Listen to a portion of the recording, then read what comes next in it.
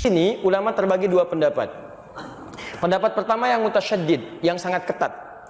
Ulama menyampaikan jika terjadi dua situasi, antum punya kewajiban qadha, baik perempuan yang tengah haid pada saat Ramadannya atau pria yang punya persoalan kemudian dia mesti mengqadha karena sakit atau yang lainnya, bertemu di bulan Syawal, ingin memilih antara Syawal dengan qadhanya yang wajib, maka pendapat ulama pertama dahulukan yang wajib. Karena sifat wajib dalam tatanan hukumnya itu di atas sunnah, prioritas, dan menjadi hutang dia. Jika dikerjakan berpahala, jika ditinggalkan berdosa dia di situ. Didahulukan kemudian qadhanya, baru kemudian selesai qadhanya dia masukkan atau teruskan dengan sunnahnya yang 6 hari di bulan Syawal itu. Jika dia mendapatinya, alhamdulillah. Jika tidak mendapatinya dengan keinginan dan niatnya, maka pahalanya dituliskan di situ. Paham sampai sini? Baik. Yang kedua, ini mutasahilin, yang agak longgar di sini. Yang agak longgar. Maka boleh kemudian mendahulukan puasa Syawal dulu. Begitu tuntas Syawal, baru kemudian dikerjakan selanjutnya puasa yang qadhanya, yang Ramadannya. Apa pertimbangannya? Dua hal. Pertama, ayat Qur'annya menunjukkan di Al-Baqarah ayat 184 itu, lihat kalimatnya ayyaman ma'dudat. Faman kana minkum maridha aw 'ala safarin fa iddatun min ayyamin ukhra. Puasa tunaikan di beberapa hari yang ditentukan, bulan Ramadan. Tapi kalau Anda sakit yang tidak memungkinkan puasa atau di perjalanan yang meluitkan puasa, silahkan ganti puasa yang tidak bisa ditunaikan itu di hari-hari lain. Ketika menyebutkan hari-hari lain, kalimatnya menggunakan ukhar, jamak dari kata akhar. Jamak dari kata akhar itu ada dua, satu ukhra, kedua ukhar. Kalau ukhra itu sifatnya terbatas, tapi kalau ukhar sifatnya luas. Maka Sayyidah Aisyah radhiyallahu taala anha itu pernah beliau mengqadha puasa di bulan Sya'ban ketika akan bertemu dengan Ramadan selanjutnya. Maka di sini dijadikan dalil kalau ada orang ingin mengejar Syawalnya dulu, diperkenankan dan dia bisa melanjutkan untuk qadha puasa di hari-hari yang lain pasca bulan Syawalnya. Paham sampai sini? Nah, tapi dari dua pendapat ini, saya pribadi lebih condong pada pendapat yang pertama. Apa timbangannya? Timbangan pertama, hukum mengqadha itu sifatnya wajib. Karena ayatnya mengatakan fa'iddah, hitung bayar, menggunakan fa. Fa itu menunjuk huruf yang cepat, tanpa jeda. Jadi begitu selesai, Anda punya kemampuan mengqadha, langsung qadha. Yang kedua, ini yang jadi masalah. Ketika Anda menunda untuk mengerjakan, masalahnya apakah Anda bisa memastikan Anda hidup sampai batas penundaan itu? Ini poinnya. Kita tidak bisa memastikan. Bahkan ada orang yang ingin tobat saja ketika mau masuk ke taklim, baru mau berangkat, Pak, di tengah jalan meninggal.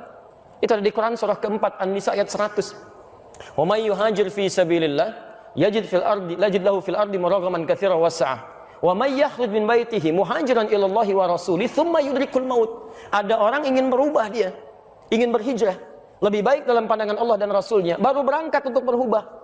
Ya, dalam masa lalu itu maaf ada yang sampai bunuh 100 orang, pernah mabuk, pernah berzina, dia pengen berubah.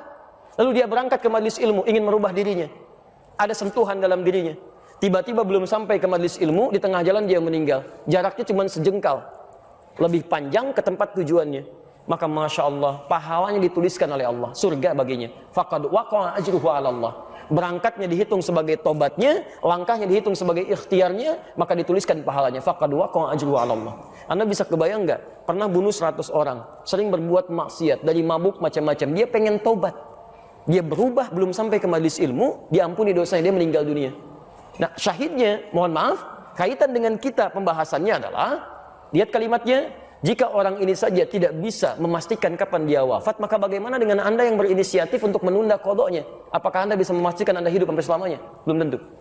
Tapi poin keduanya, jika orang pernah bunuh 100 orang saja dia pengen berubah, Allah menjamin dengan surga, maka bagaimana dengan Anda yang nggak pernah bunuh orang, nggak pernah Anda mabuk sebanyak orang tadi, nggak pernah bermaksiat seperti orang tadi?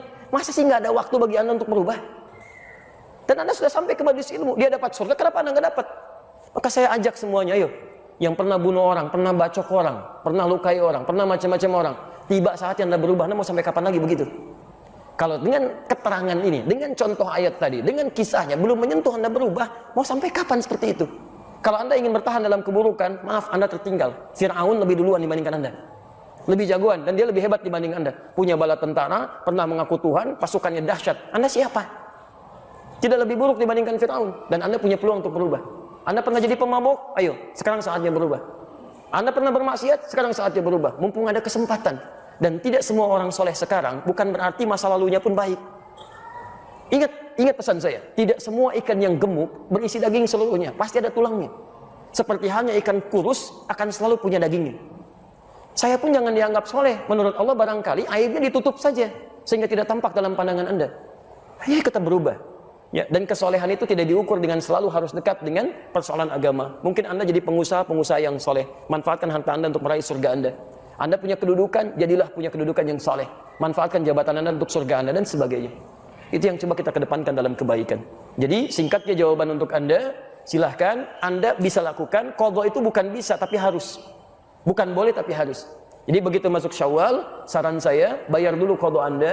Setelah selesai baru kemudian Anda kerjakan bagian dari puasa Syawalnya jika itu memang masih ada kesempatan untuk menunaikannya.